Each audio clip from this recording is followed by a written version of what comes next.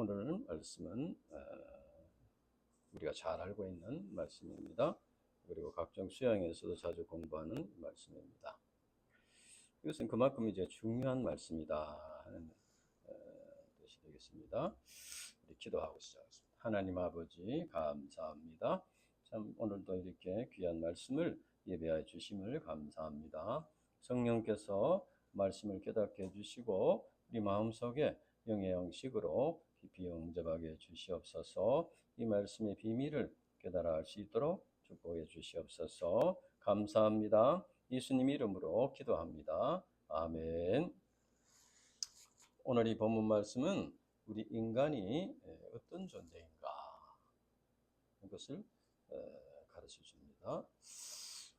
그리고 우리가 어떻게 이런 참 인생의 문제들을 해결받고 참 행복을 누릴 수 있는가 그것을 가르쳐 줍니다.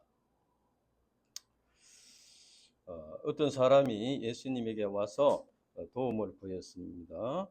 1장 40절에 보면 한 나병 환자가 예수께 와서 꿇어 엎드려 간구하여 이르되 원하시면 저를 깨끗하게 하실 수 있나이다 이렇게 말했습니다. 나병이라는 것은 이제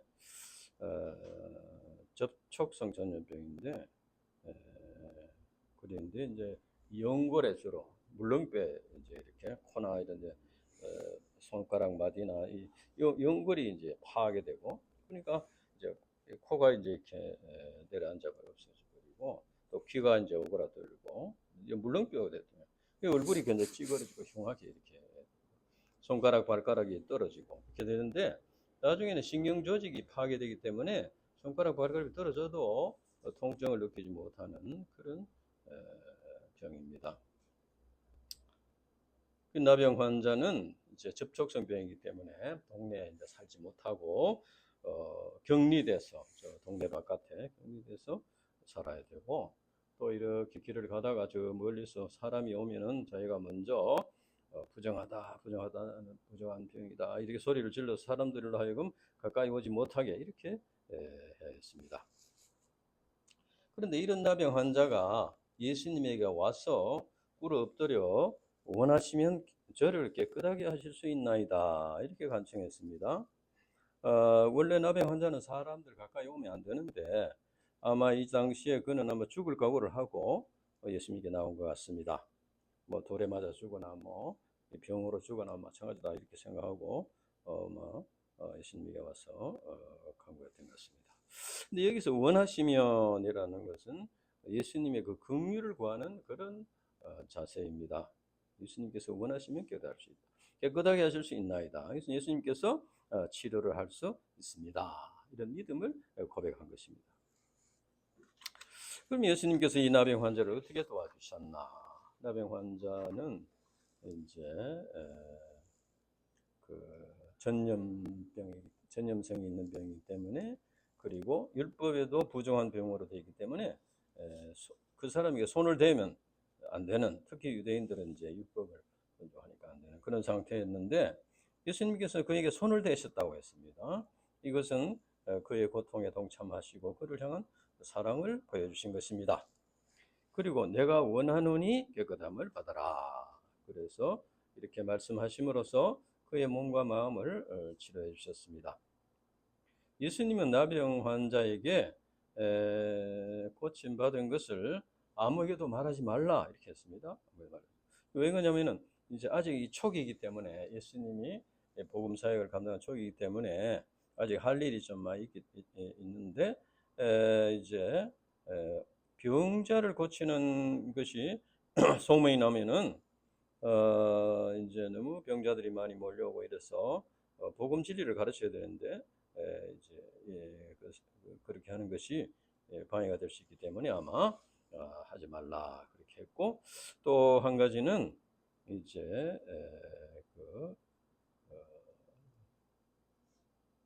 종교 지도자들이 지금 주목을 하고 있고 그래서 이제 이 소문이 나서 이 사람이 하나님의 아들 그리스도다 이렇게 되면은 이제 예수님을 죽이려고 할 수 있기 때문에 말을 하지 말라 그랬습니다.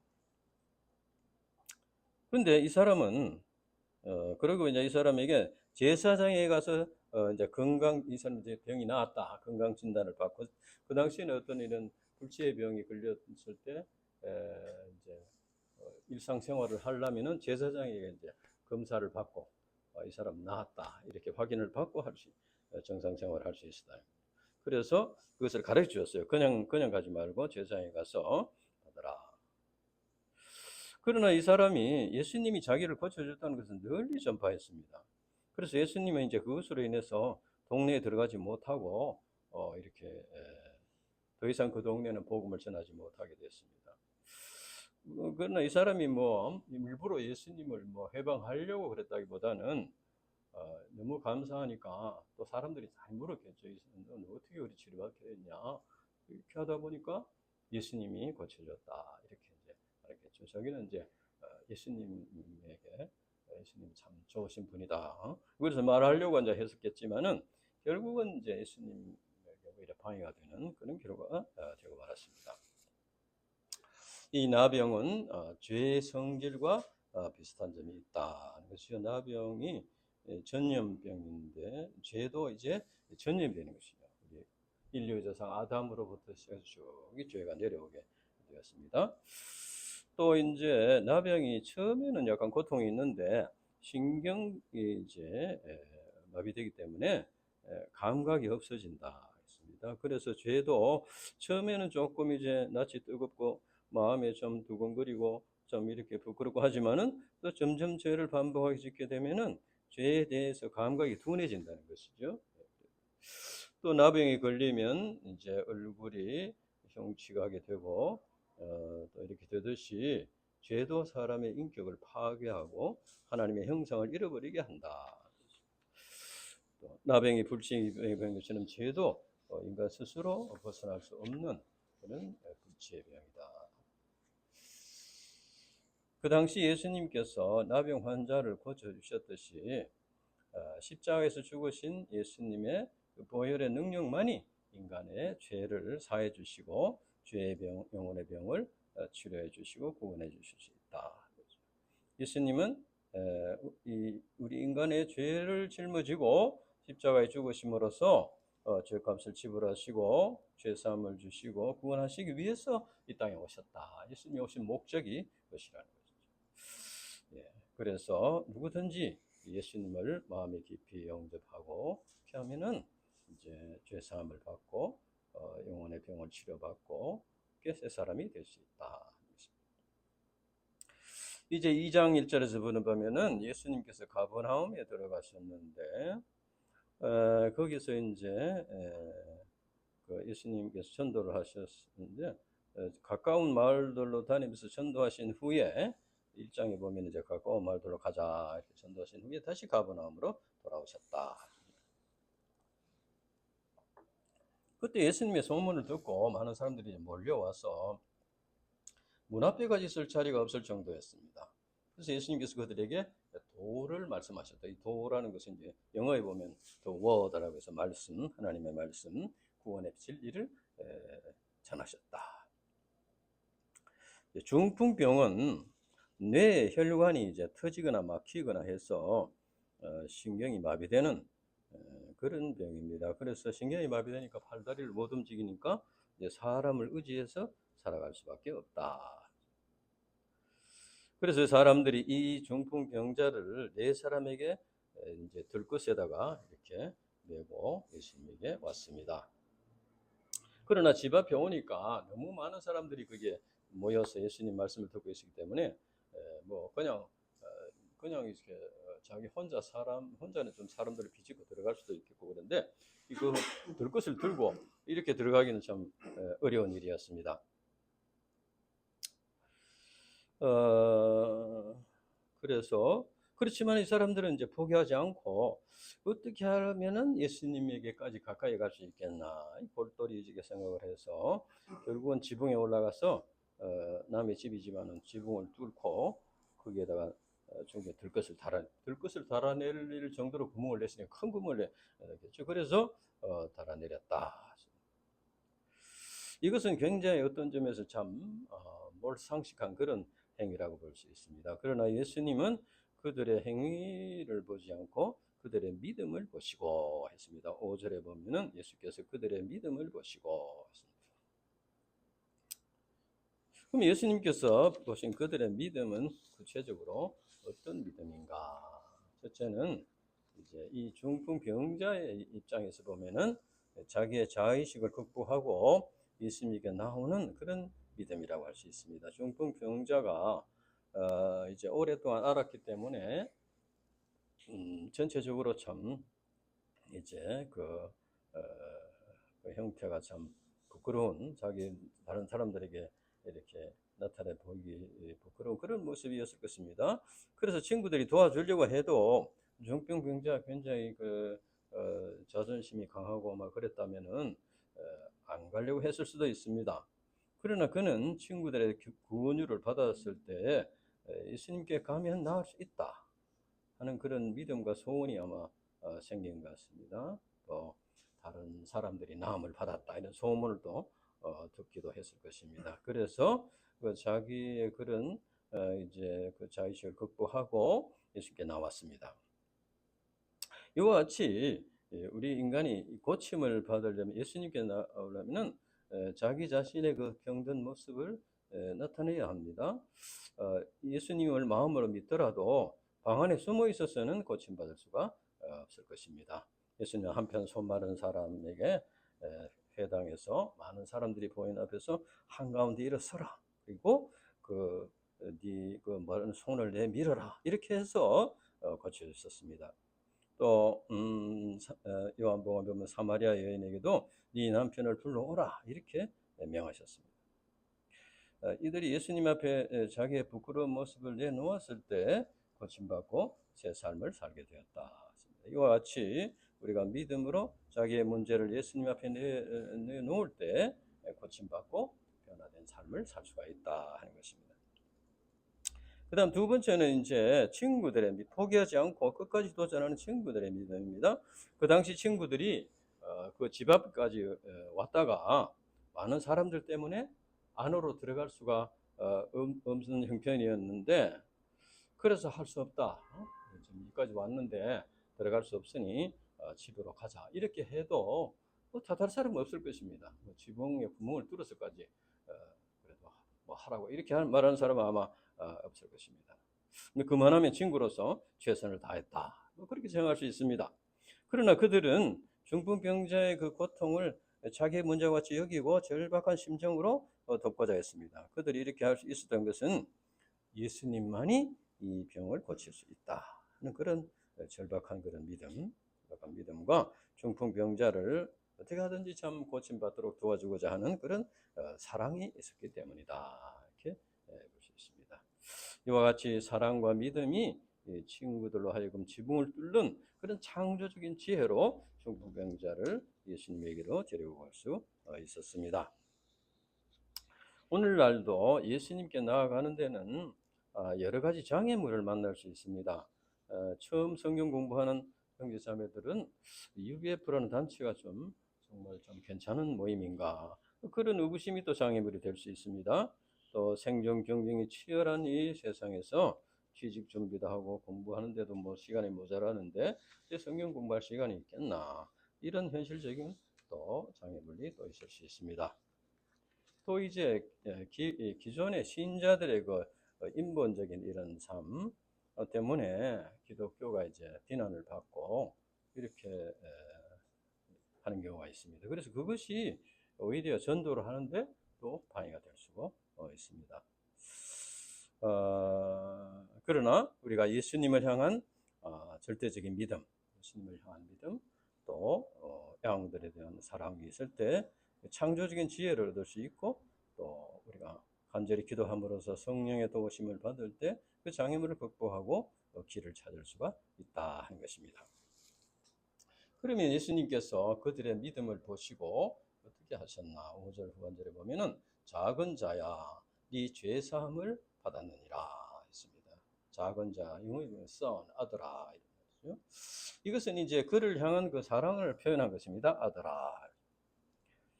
예수님은 믿음으로 나온 중풍병자를 아들로 영접해 주셨습니다. 그리고 그에게 먼저 죄 사함을 받았느니라. 이렇게 선포하셨습니다.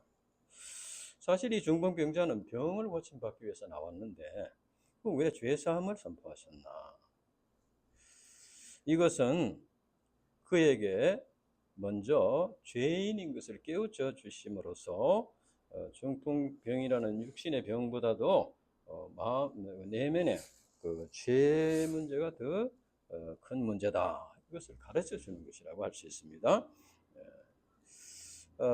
그리고 이제 예수님께서 이 사람을 고쳐 주시는 것은 이제 하나님의 능력으로 하는 것이다. 그러니까 이제 그 당시에 사람들은 예수님을 하나님의 아들로 믿기보다 한 사람의 랍비로 이렇게 생각하게 촉이었기 때문에 그런 깨달음이 부족하니까 사람이 고쳐주는 걸로 이렇게 생각할 수 있다는 것이죠. 그래서 이것은 하나님의 능력으로 하는 것이다. 예수님은 자신은 하나님의 아들이시다. 하나님의 능력으로 하는 것이다. 이것을 이제 가르쳐 주는 것이죠. 그래서 죄 사함을 받고 하나님과 바른 관계성을 맺어야만 하나님과 교통이 이루어져서 하나님의 능력이 이제 그 사람에게 이렇게 역사를 한다 하는 것입니다. 그래서 이제 그 사람에게 너의 문제는 죄 문제다. 그리고 하나님과 바른 관계를 맺고 하나님으로부터 능력을 덧입어서 내가 고쳐받을 수 있다. 이것을 이제 가르쳐 주겠습니다. 이 죄 사함을 받았느니라 이렇게 말씀하신 것입니다. 그럼 이 사람이 죄가 무엇인가? 이 사람은 아담의 후손으로서 조상들로부터 내려오는 그 원죄가 누구나 다 가진 원죄가 있습니다. 그리고 이제 정확하게 알 수는 없지만은 중풍병도 죄로 인해서 병에 걸리실 수도 있다. 이렇게 생각할 수 있고, 또한 중풍병자는 이제 수족이 마비됐으니까 뭐 행동으로 죄는 잘 지을 수가 없다고 생각할 수 있지만, 그러나 마음으로, 입으로 많은 죄를 지을 수가 있을 것입니다. 대개 이런 경우에 이제 주위 사람들의 도움을 받고 이렇게 살 수밖에 없는데, 그런 경우에 보면은 이제 돕는 사람은 참 돕는다고 돕는데, 또 도움 받는 사람은 또 자기가 참 만족스럽게 이렇게 되지 못하는 경우가 있습니다. 그래서 이제 도움을 주는 사람은 주는 사람대로 하다가 또 지칠 수도 있고, 받는 사람은 또 자기 마음에 합족하지 않으니까 또 이런 이제 불평하는 마음을 가질 수 있고 이렇게 되는 것 같습니다. 그러면서 이제 운명적인 그런 참 운명 의식에 사로잡혀 나는 왜 이런 병에 걸려서 이런 삶을 살아야 하나 하는 이런 참 생각에 빠질 수 있습니다. 그리고 이제 이 사람도 이제 유대인이었기 때문에, 이 사람도 유대인이기 때문에 유대인들은 기본적으로 하나님에 대해서 어느 정도 이렇게 배우고 알고 있으니까 왜 하나님은 나를 이렇게 살도록 이렇게 해주시나? 왜 하나님의 사랑은 무엇인가? 이런 어떤 불신, 원망 이런 것이 또 생각도 부모를 또 원망하는 마음이 들 수도 있고, 이런 것들이 이제 죄라는 것이죠. 그런데 이제 이 사람은 뭐 중풍병에 걸렸으니까 뭐 이런 삶을 살 수가 있지 않을까? 중풍병에 걸렸으니까 뭐 당연한 게 아닌가? 이렇게 생각할 수도 있습니다. 그러나 이 사람이 그러면은 중풍병에 걸리지 않았다면은 참된 행복을 누리고 이게 살 수 있었을까?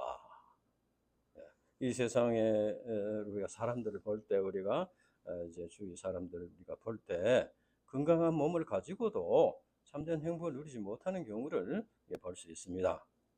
그래서 이 사람도 어떤 중풍병이라는 육체의 병보다는 창조주 하나님을 알지 못하고, 하나님을 알더라도 올바로 알지 못하고, 또 이렇게 이 사람 유대인이니까 하나님을 이제 뭐 얘기는 많이 듣고 이제 알겠지만은 제대로 알지 못하고, 하나님의 사랑을 알지 못하고, 또 하나님과 바른 관계를 맺지 못하는 이런 영적인 문제가 더 중요한 문제라는 것입니다.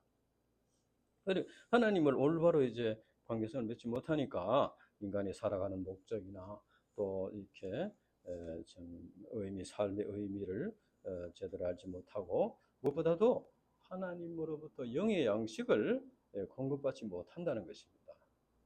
그래서 육신의 양식은 먹지만 영의 양식을 공급받지 못하니까, 그래서 참된 만족을 누리지 못하고 이렇게 불행한 삶을 살게 된다 하는 것이죠. 그래서 예수님께서는 먼저 이 중풍병자에게 죄 사함을 선포하시고 그로 하여금 창조주 하나님과 바른 관계를 맺도록 이렇게 도와주셨다는 것입니다. 그래서 이 사람은 중풍병도 이제 고침을 받았지만 중풍병을 고침받지 못했더라도 이때 영세에 하나님과 바른 관계를 맺고 죄 사함을 받고 하나님과 바른 관계를 맺게 된 이것만으로도 정말 참 너무 감사한 일이라는 것이죠. 그래서 이제 구원받게 된 것이 감사한 일이다. 그러면 이제 그래서 이제 우리도 마찬가지죠. 우리도 이제 예수님을 믿고 이렇게 하면은 현실적인 문제들도 이렇게 도와주시고 하시지만은 근본적으로 우리는 하나님과 바른 관계를 맺게 돼요. 그래서 이제는 자기 자신을 보는 눈과 세상을 보는 눈이 이제 달라진다는 거죠. 그래서 하나님에 대한 기본적인 사랑을 깨닫고 감사한 마음으로 이렇게 살게 된다.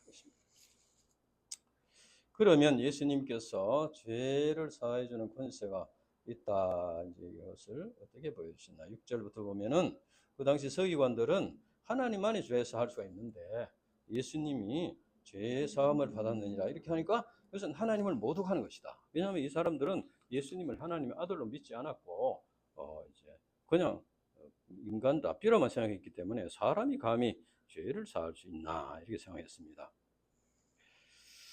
그래서 예수님께서 이제 죄 사함을 받았느니라 이렇게 말씀하신 후에 그 죄 사함을 주시는 권세가 있는 것을 알게 하려고 그 다음에 중풍병을 고쳐주셨다 이렇게 나와 있습니다. 그래서 중풍병자에게 일어나 걸어가라 하는 말은 실제로 이제 죄 사함을 받았 이게 눈에 안 보이잖아요. 죄 사함을 받았는지 안 받았는지 영적인 문제니까 안 보이니까 말하기는 쉽다고 생각할 수 있는데 그러나 가라 이것은 실제로 그 사람이 벌떡 일어나서 가야 되니까 훨씬 더 이제 어려운 말이라고 볼 수가 있는 것입니다.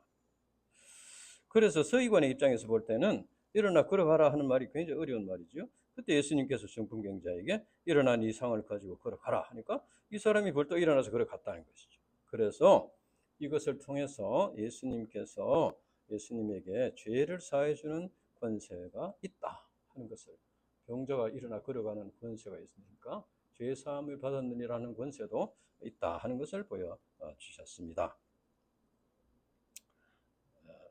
다시 말하면 일어나 걸어가라는 말씀대로 되었듯이 죄 사함을 받았느니라는 말씀도 그대로 된다는 것입니다. 이것은 이제 죄 사함을 받는 것은 어떤 관념이나 이론이 아니고 중풍병자가 일어나듯이 중풍병자가 일어나 걸어가듯이 실제적인 삶의 변화라는 것을 나타내 줍니다. 그러니까 물론 이제 이 중풍병자가 그냥 병은 낫지 못하고 이제 영혼의 구원만 받고 누워 있을 수도 있을 것입니다. 그러나 예수님께서는 이것을 통해서 이제 구원이라는 것이 무엇이 하나님과 바른 관계를 맺고 구원을 받았으면은 그 다음에는 이제 그 죄의 권세에 눌려 있는 상태에서 이제는 일어나서 이제 걸어가는 새로운 삶을 사는 이것이 죄 사함으로 구원받는 것이다 하는 것을 보여주신 것입니다. 그런데 이 본문에 나오는 중풍병자가 예수님의 말씀을 들었을 때 그냥 아무 생각 없이 그냥 로봇가 일어나듯이 벌떡 일어나서 갔다고 할 수 없을 것입니다. 그에게는 이미 이제 예수님에게 올 때 벌써 예수님에게 가면 나을 수 있다는 그 작은 믿음이지만은 믿음이 있었습니다. 그리고 예수님께서 죄사함의 선포를 하셨을 때 그것을 영접함으로써 이제 하나님과 사랑의 관계를 맺게 되었습니다. 하나님과 교통이 이루어지게 되었습니다. 그러니까 그 마음 자세는 많이 달라졌다고 볼 수 있죠. 올 때보다는 하나님과 바른 관계를 맺었기 때문에 이제는 많이 달라졌습니다. 그래서 일어나 걸어가라 예수님 말씀하실 때 그 마음속에 내가 이제 일어날 수 있겠다. 이제는 그런 소원과 의지가 생겼다고. 그래서 이제 말씀에 순종해서 한번 힘을 줘보니까 힘이 들어갔다. 그래서 점차 일어나서 이제 걸어가게 되었다. 우리 인간이 가지고 있는 이런 어떤 문제, 죄 문제나 인생 문제는 자기 스스로 해결할 수 없는 것입니다. 이것은 나병 환자나 중풍병자가 자기 스스로 병에서 벗어날 수 없는 것과 같습니다. 우리 인간이 예수님 앞에 나와서 죄 사함을 받음으로써 하나님과 사랑의 관계를 회복하고 실제 생활 속에서 이제 그 말씀을 믿고 순종하려고 이렇게 도전할 때 하나님으로부터 내려오는 힘이 그 사람으로 하여금 일어나도록 하는 것을 체험하게 된다는 것입니다. 아무리 깊은 인생 문제라도 네 죄 사함을 받았느니라, 네 자리를 들고 걸어가라 하는 예수님의 말씀을 영접하고 이제 믿고 영접할 때 하나님께서 그런 일어나 걸어갈 수 있는 힘을 주신다는 것입니다. 그래서 이제 그 일어나는 걸어가는 체험을 통해서 참 기쁨을 얻게 되고 참된 기쁨을 얻게 되고 이제 변화된 삶을 살게 된다 하는 것입니다. 이제 13절부터는 또 다른 사람을 부르셨습니다. 그 당시 이제 가버나움은 이제 그 상업의 교통의 중심지였는데, 그러니까 세금을 거두는 세관이 있었다. 거기에 이제 세리가 있었는데, 이 사람은 이제 그 당시 세리는 많은 세금을 거둬가지고 로마에 일정액을 바치고 나머지는 자기가 착복하는 이런 일종의 청부업자였습니다. 세례요한이 세리에게 부과된 것 외에 거두지 말라. 누가복음에 보면은 세리들에게 그렇게 책망했습니다. 너희들이 부과된 것 외에 거두지 말라 이렇게 책망한 것을 보면은 그 당시 세리들이 굉장히 행포가 심했다는 것을 알 수 있습니다. 그래서 유대인들은 세리들을 매국노라고 여기고 멸시했습니다. 여기서 이제 예수님께서 이 세리에게 나를 따르라 했습니다. 이것은 이제 그 당시에 제자를 부르는 그런 관용어였습니다. 나를 따르는 것은 내 제자가 되어라. 그래서 나를 따르면서 내가 가르쳐주는 진리를 배우고 또 내 삶을 본받고 이렇게 하라 그런 말이죠. 그러니까 예수님께서 가르치신 진리를 배우고 예수님을 믿고 의지하고 예수님의 삶을 본받고 배우고 예수님에게 온전히 삶을 의탁하고 예수님을 따르는 삶을 살아라. 그 말이 이제 나를 따르라, 내 제자가 되어라 하는 것입니다. 그 당시 이제 레위를 제자로 부르셨는데, 그 당시 세리가 되려면은 이제 외국에서 오는 이런 장사꾼들을 만나고 해야 되기 때문에 외국에도 능통해야 되고 또 이제 수완도 있어야 되겠죠. 그래서 인간적인 능력이 있어야만이 할 수 있다. 그러나 그는 능력이 많아서 이제 세리가 되었는데, 그러나 그것은 길을 잘못 들어가서 자기밖에 모르는 이기적인 사람이 되었다. 그래서 이런 레위가 예수님의 제자가 되고 양들의 목자가 된다는 것은 참 이렇게 어려워 보이는, 이렇게 이기적인 사람이 어떻게 예수님 제자가 될 수 있나 그렇게 생각할 수 있습니다. 특히 율법적인 바리새인들이 볼 때는 이 세리들은 이는 심판받아서 마땅한 자로 이렇게 여겼습니다. 그러나 예수님은 그에게 아무리 악한 그런 세리라도 훌륭한 제자가 될 수 있다. 소망을 가지고 제자를 부르셨습니다. 예수님은 소망의 주님이시다. 이때 세리 레위의 반응이 어땠습니까? 14절 후반들에 보면 일어나 따르니라 했습니다. 일어나 따르니라.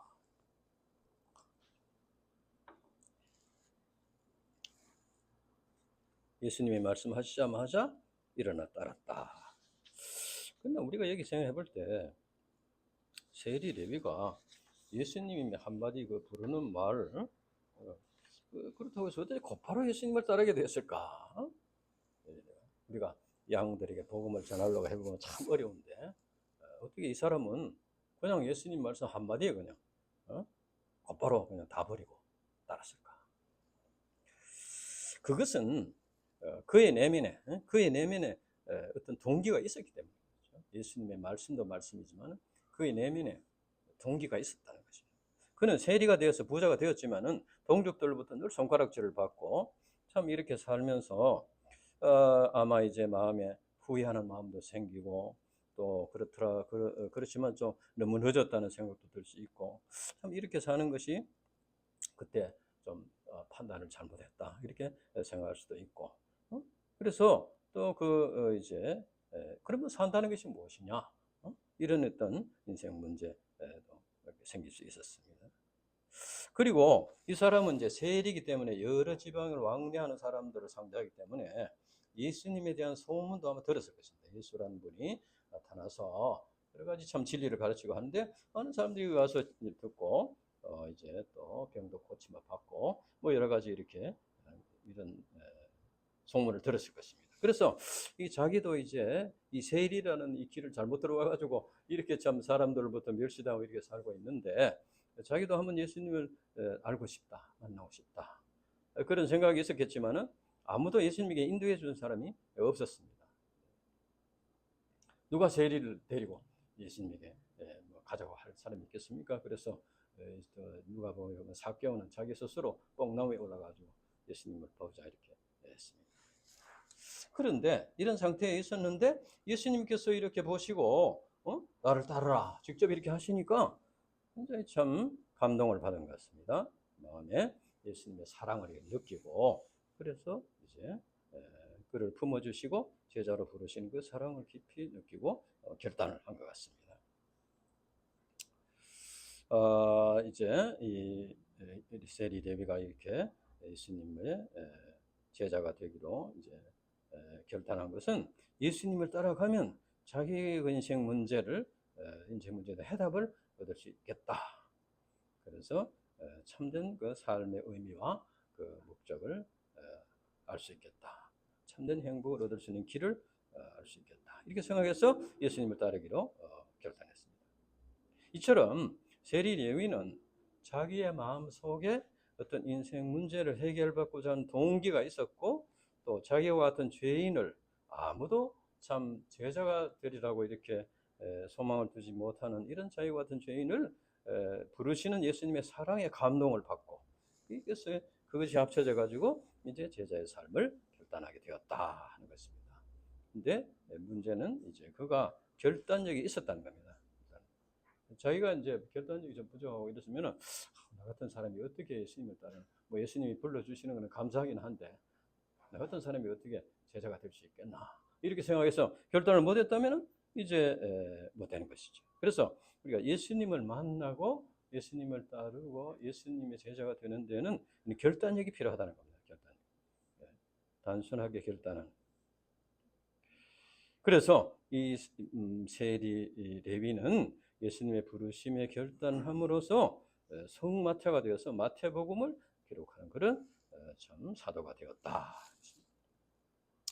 세리 레위를 부르신 예수님은 사랑과 소망의 주님이십니다. 아무리 소망이 없는 죄인이라도 예수님의 부르심에 순종해서 나아가면 변화를 받고 새 삶을 살 수 있다는 것입니다. 그러니까 중풍병자가 자리를 들고 일어난 것이나 세리 레위가 세관에 있는 모든 걸 다 버려두고 나와서 예수님을 따르는 것이나 이제 같은 것이라고 하잖아요. 새로운 삶을 살게 되었다. 예. 그래서 이제 예수님께서 세리 레위가 어떤 죄인인지 다 알고 부르셨습니다. 세리 레위를 모르고 부르는데 세리였다 이게 아니고 부르셨죠. 그래서 우리를 부르신 주님도 우리를 다 아시고 우리 연약함을 다 아시고 소망 가운데 부르셨다는 것입니다. 그래서 누구든지 이 부르심에 순종해서 그 삶을 결단하면 주님이 주신 소망을 이루어 주신다 하는 것입니다.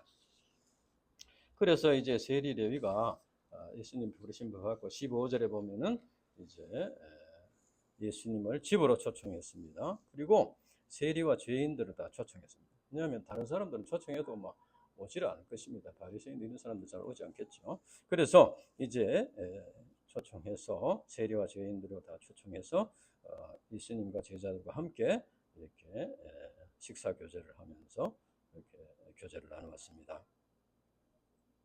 그는 지금까지 남을 위해서 물질을 쓰기보다는 자기를 위해서 이제 세금을 착보하고 이렇게 하는 참 이기적인 사람이었는데 이제는 그가 그 물질을 이제 예수님을 위해서 또 사람들을 위해서 이렇게 쓰고 잔치를 베풀고 이렇게 또 그래서 그 친구들에게 또 예수님을 소개하고 막 이렇게 했을 것입니다.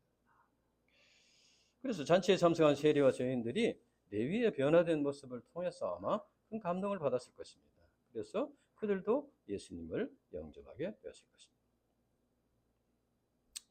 세리와 죄인들과 함께 잡수시는 예수님은 아무리 참 이렇게 큰 죄인이라도 크신 사랑으로 품어주시는 사랑의 주님이시다 하는 것을 알 수 있습니다. 그리고 이제 예수님께서 이제 세리 레위의 초청을 받아 식사를 하는데 또 바리새인들과 서기관들이 이제 16절에 보면은 예수께서 죄인 및 세리와 함께 잡수신 것을 보고 그의 제자들에게 이르되, 예수님께 직접 말을 못하고 제자들에게 어찌하여 너희 이제 세리 및 죄인들과 함께 먹느냐, 너희 선생은 어떻게 돼서 저런 참 더러운 죄인들과 함께 먹느냐, 이렇게 말씀하셨습니다. 그때 예수님께서는 이걸 다 알았죠. 그래서 아시고 말씀하셨습니다. 건강한 자에게는 의사가 쓸데없고 병든 자에게가 쓸데있느니라. 내가 의인을 부르러 온 것이 아니요 죄인을 부르러 왔노라, 이렇게 말씀하셨습니다. 여기서 보면은 이제 바리새인들은 세리와 같은 죄인을 구원을 받아야 할 대상으로 생각하지 않고 심판을 받아 마땅하다, 이렇게 생각했습니다. 세리와 죄인들과 함께 하면은 자기들도 부정하게 된다, 이렇게 생각했습니다. 그래서 세리들을 사랑으로 품으신 예수님을 이해하지 못하고 비판하는 그런 말을 했습니다.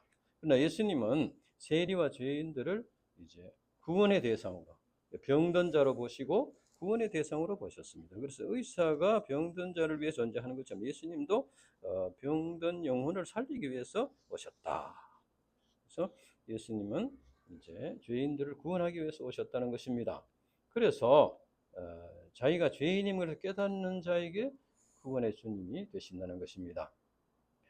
오늘 이 말씀에 나오는 이제 보면은 두 종류의 죄인이 중풍병, 나병이나 중풍병에 걸려서 스스로 아무것도 할 수 없는 이런 사람, 또 이런 사람은 자기가 뭐 할 수 있는 능력이 너무 없고 그래서 어두운 삶을 살고 있는 죄인이다.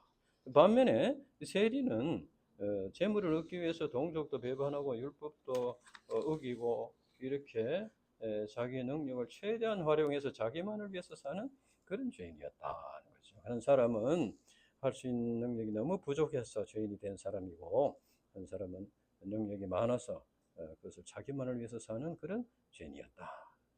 물론 이 두 사람이 다 아담의 원죄를 타고났다는 점에서 다 같은 죄인입니다.